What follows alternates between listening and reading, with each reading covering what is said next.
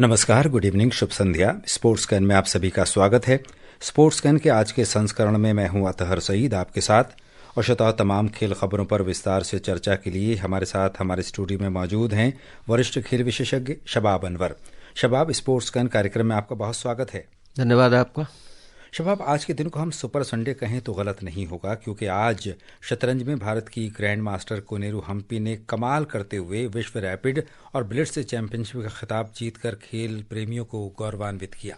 बिल्कुल, और नए साल का तोहफा भी आप कह सकते हैं। जिस तरह से 37 वर्ष की आयु में ये खिताब उन्होंने जीता और 2 बार इस रैपिड चेस को जीतने वाली सिर्फ विश्व की दूसरी और भारत की पहली महिला शतरंज खिलाड़ी बनी, तो निश्चित रूप से आज के दिन को सुपर संडे आपने बिल्कुल सही कहा। बिल्कुल, धन्यवाद। तो शबाब, इस पर हम विस्तार से आपके साथ चर्चा करेंगे।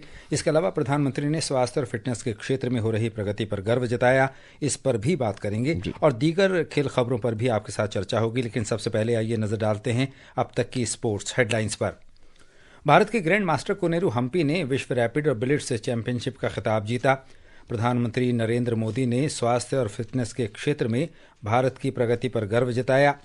बॉर्डर गावस्कर ट्रॉफी के चौथे क्रिकेट टेस्ट मैच के चौथे दिन ऑस्ट्रेलिया ने अपनी दूसरी पारी में 9 विकेट पर 228 रन बनाए। अंतर्राष्ट्रीय क्रिकेट परिषद ने आईसीसी पुरस्कार 2024 के लिए नामांकित खिलाड़ियों की घोषणा की और संतोष ट्रॉफी फुटबॉल में पश्चिम बंगाल ने फाइनल में प्रवेश किया। शुरुआत शतरंज के साथ करेंगे। न्यूयॉर्क में भारत की ग्रैंड मास्टर कोनेरू हम्पी ने इंडोनेशिया की इरीन सुकंदर को हराकर विश्व रैपिड और ब्लिट्ज चैंपियनशिप का खिताब जीत लिया है।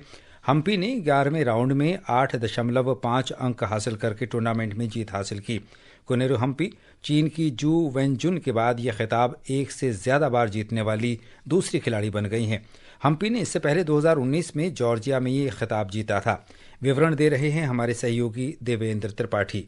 प्रधानमंत्री नरेंद्र मोदी ने फिडे महिलाओं की वर्ल्ड रैपिड चैंपियनशिप जीतने पर कोनेरू हम्पी को बधाई दी है। श्री मोदी ने दूसरे वर्ल्ड रैपिड चैंपियनशिप का खिताब जीतने पर शतरंज की ग्रैंड मास्टर की उल्लेखनीय उपलब्धि की सराहना की है। यह खिताब जीतकर वे एकमात्र भारतीय बन गई हैं। प्रधानमंत्री ने कहा कि सुश्री हम्पी का धैर्य और प्रतिभा लाखों लोगों को प्रेरित करेगी। कोनेरू हम्पी ने जीत के बाद कहा कि 37 साल की उम्र में विश्व चैंपियन बनना आसान नहीं है। It's possible because of the support from my family, like my husband and my parents. They support a lot, and especially my parents look after my daughter when I travel. And yes, it's not to become a world champion when you're 37. Quite difficult when you get older to keep that motivation and also to stay sharp when required.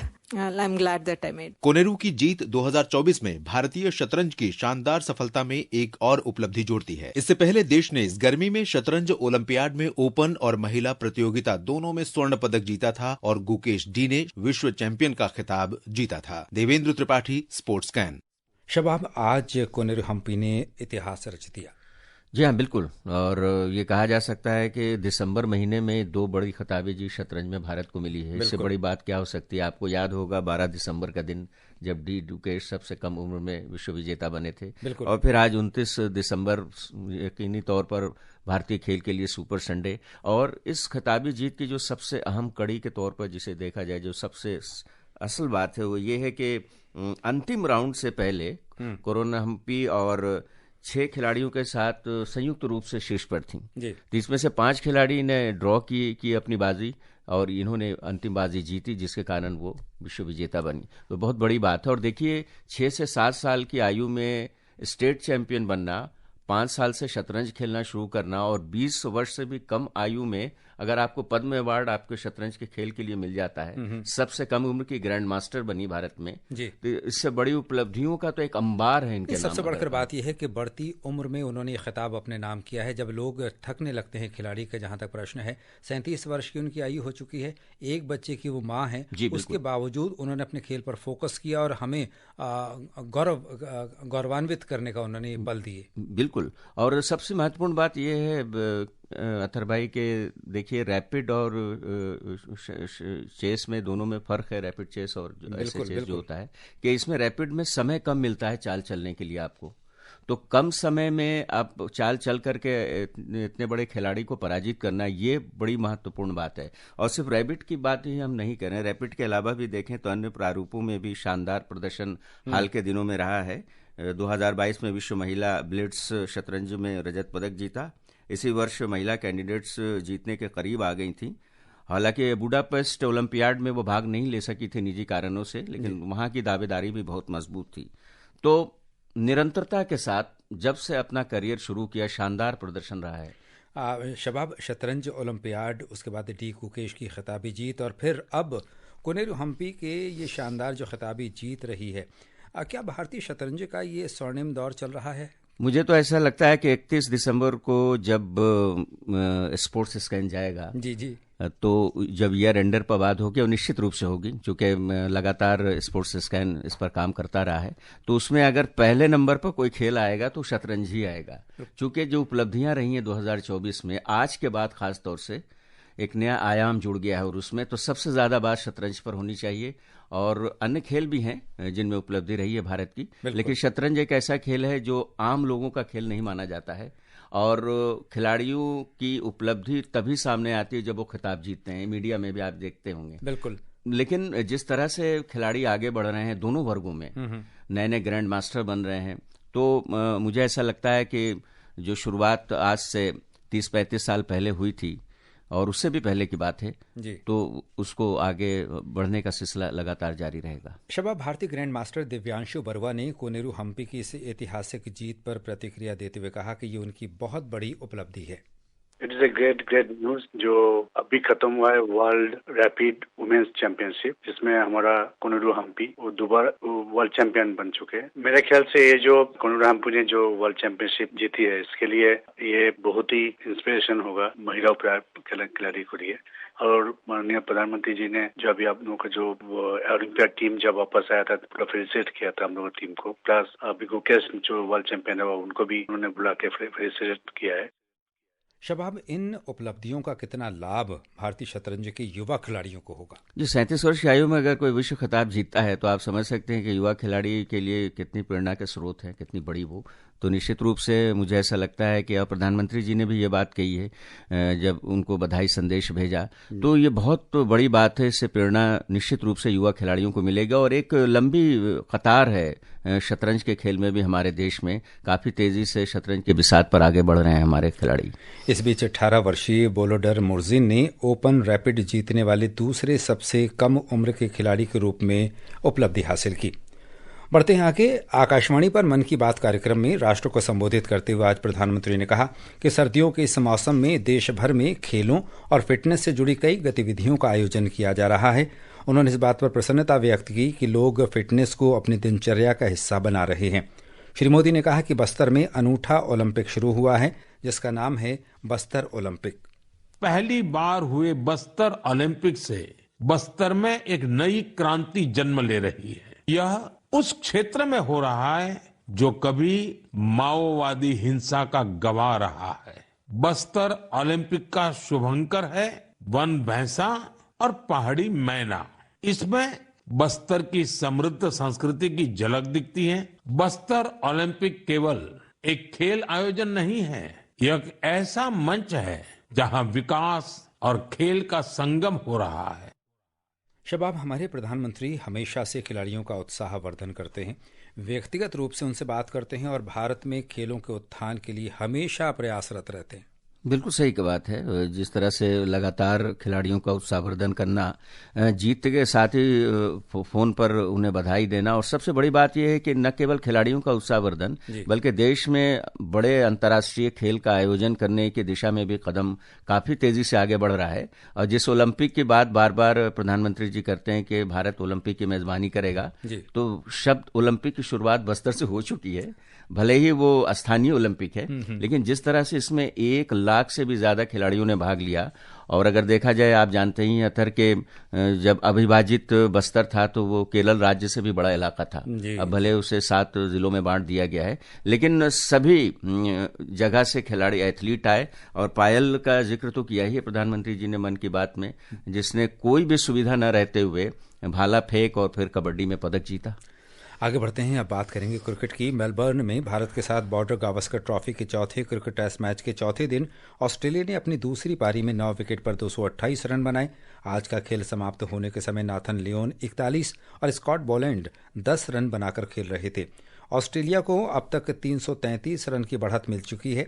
इससे पहले भारत ने अपनी पहली पारी में 369 run बनाए थे। एक रिपोर्ट। जसप्रीत बुमराह की तूफानी गेंदबाजी के बाद निचले क्रम की उम्दा बल्लेबाजी से ऑस्ट्रेलिया ने भारत के खिलाफ चौथे क्रिकेट टेस्ट के चौथे दिन दूसरी पारी में 9 विकेट पर 228 रन बनाकर अपनी कुल बढ़त 333 रन कर मैच पर शिकंजा कस लिया है। ऑस्ट्रेलिया ने पहली पारी के आधार पर 105 रन की बढ़त हासिल करने के बाद बुमराह और मोहम्मद सिराज की धारदार गेंदबाजी के सामने दूसरी पारी में 91 रन पर 6 विकेट गंवा दिए थे। जसप्रीत बुमराह ने 56 रन पर 4 विकेट लिए हैं, जबकि मोहम्मद सिराज ने 66 रन देकर 3 विकेट लिए हैं। ऑस्ट्रेलिया के 8वें, 10वें और 11वें नंबर के बल्लेबाजों ने लगभग 35 ओवर बल्लेबाजी की। अगर भारतीय बल्लेबाज अंतिम दिन शानदार प्रदर्शन नहीं करते हैं तो मेजबान टीम के निचले क्रम का ये प्रदर्शन निर्णायक साबित हो सकता है। भारत के लिए जीत अब भी असंभव नहीं है, लेकिन इसके लिए उसे अपने सीनियर बल्लेबाजों के साथ साथ ऋषभ पंत से भी अच्छे प्रदर्शन की उम्मीद होगी। Mukesh Kumar, sports can. बिल्कुल मुश्किल तो नहीं, लेकिन असंभव तो नहीं, लेकिन मुश्किल जरूर हो सकती है। शबाब, कल अंतिम दिन में भारत के लिए क्या संभावना है, ये आपसे सवाल पूछना चाहता हूं। कल का दिन कितना चुनौतीपूर्ण है भारतीय टीम के लिए? जी, बहुत ज्यादा चुनौतीपूर्ण है। सबसे पहले तो पहली चुनौती भारत की ये है कि जो अंतिम विकेट की साझेदारी चल रही है जी, उसको तोड़ा जाए जितना जल्दी। और अगर भारत को 350 रनों तक का लक्ष्य मिल जाता है तो मेलबोर्न के एमसीजी के मैदान पर अभी तक इस लक्ष्य का किसी ने पीछा किया नहीं है। लेकिन अगर टेक्निकली अगर देखा जाए तो 350 या उसके आसपास का अगर लक्ष्य भारत को मिलता है और जितने ओवर्स अभी बचे हुए रहेंगे तो उसमें अगर अच्छी शुरुआत मिल गई तो भारत जीत की तरफ जा सकता है। ये तो डिपेंड करेगा कि आपके जो सलामी जोड़ी है वो किस तरह की शुरुआत भारत को देती है। लेकिन एक बात और भारतीय खिलाड़ियों, टीम प्रबंधन के मन मस्तिष्क में होगी और वो ये होगी कि अब एक सीट बची है, चूंकि पाकिस्तान से टेस्ट मैच जीत करके पहला दक्षिण अफ्रीका फाइनल में पहुंच चुका है और अब दूसरे के लिए अब 3 उम्मीदवार हैं, दावेदार हैं, ऑस्ट्रेलिया, भारत और श्रीलंका। तो अगर भारत हारता है तो वैसी स्थिति में उसकी दावेदारी कमजोर हो जाएगी। ड्रॉ रहने की स्थिति में हो सकता है कि दावेदारी बरकरार रहे, क्योंकि सिडनी में भी एक टेस्ट मैच और होना है श्रृंखला का। तो ये निर्भर करेगा कि परिस्थिति क्या होती है। परिस्थितियों के हिसाब से टीम प्रबंधन यह फैसला करेगी। जो मैदान में खिलाड़ी बल्लेबाज जाएंगे उन्हें यह बताया जाएगा। तो कुल मिलाकर कल का दिन काफी महत्वपूर्ण है। आमतौर पर टेस्ट मैच में जिस तरह का देखा जाता है काफी रोमांच रहेगा कल पूरे दिन। तो क्या आशा के दीप रोशन रहेंगे या फिर ये सफर यहीं थम जाएगा? नहीं, ओपन है ये टेस्ट मैच अभी भी, बिल्कुल आशा के दीप रोशन है। और मैंने जैसा कि कहा कि ये एक ड्रॉप पिच है, यहाँ पर ऐसा नहीं कि बहुत ज्यादा समतल उछाल है या बल्लेबाजी करना मुश्किल है। तो अच्छी शुरुआत अगर मिल गई तो भारत जो भी लक्ष्य मिलता है उसका पीछा कर सकता है। लेकिन यदि अगर मुश्किलात पेश आती हैं तो भारत ड्रॉ करना ही बेहतर समझेगा हारने के मुकाबले। बिल्कुल बिल्कुल। इस बीच अंतर्राष्ट्रीय क्रिकेट परिषद ने आईसीसी पुरस्कार 2024 के लिए नामांकित खिलाड़ियों की घोषणा की है। ब्यौरा दे रही हैं हमारी सहयोगी जया भारती। इस गेंदबाज अर्शदीप सिंह को T20 cricketer of the year पुरस्कार के लिए नामांकित खिलाड़ियों में शामिल किया गया है, जिसमें जिम्बाब्वे के सिकंदर रजा, पाकिस्तान के बाबर आजम और ऑस्ट्रेलिया के ट्रेविस हेड शामिल हैं। अर्शदीप ने भारत के लिए T20 विश्व कप जीत में महत्वपूर्ण भूमिका निभाई और इस वर्ष T20 अंतर्राष्ट्रीय मैचों में 36 विकेट लिए। महिलाओं की उभरते हुए क्रिकेटर ऑफ द ईयर श्रेणी में भारत की श्रेयंका पाटिल प्रतिष्ठित पुरस्कार के लिए नामांकन की अंतिम सूची में शामिल है, जबकि स्मृति मंदाना को महिला one day cricketer of the year पुरस्कार के लिए चुना गया है। आईसीसी ने महिला T20 cricketer of the year, उभरते हुए पुरुष क्रिकेटर ऑफ द ईयर और पुरुष one day cricketer of the year पुरस्कार के लिए भी नामांकन की घोषणा की है। आईसीसी पुरस्कारों के विजेताओं की घोषणा अगले वर्ष जनवरी के अंत में की जाएगी। जया भारती, स्पोर्ट्स कैन। संतोष ट्रॉफी फुटबॉल में पश्चिम बंगाल ने हैदराबाद में गत चैंपियन सर्विसेज को 4-2 से हराकर फाइनल में प्रवेश किया। और बैडमिंटन की अगर बात करें तो भारतीय बैडमिंटन खिलाड़ी लक्ष्य सेन ने शानदार प्रदर्शन करते हुए आज चीन के शेनचेन में king cup international badminton open में फ्रांस के खिलाड़ी एलेक्स लेनियर को सीधे गेम में हराकर तीसरा स्थान प्राप्त किया। 23 वर्षीय लक्ष्य सेन ने लेनियर को 21-17, 21-11 से हराया। और श्रोताओ, अब समय हो चला है आपसे विदा लेने का। कल फिर मिलेंगे कुछ और ताज़ा खेल खबरों के साथ। शबाब, आप हमारे स्टूडियो में आए, तमाम खेल खबरों पर हमारे साथ आपने विस्तार से चर्चा की, इसके लिए आपका बहुत धन्यवाद। आपका भी धन्यवाद। और श्रोताओ, इसी के साथ स्पोर्ट्स कैन की पूरी टीम के साथ अतहर सईद को अनुमति दीजिए। नमस्कार।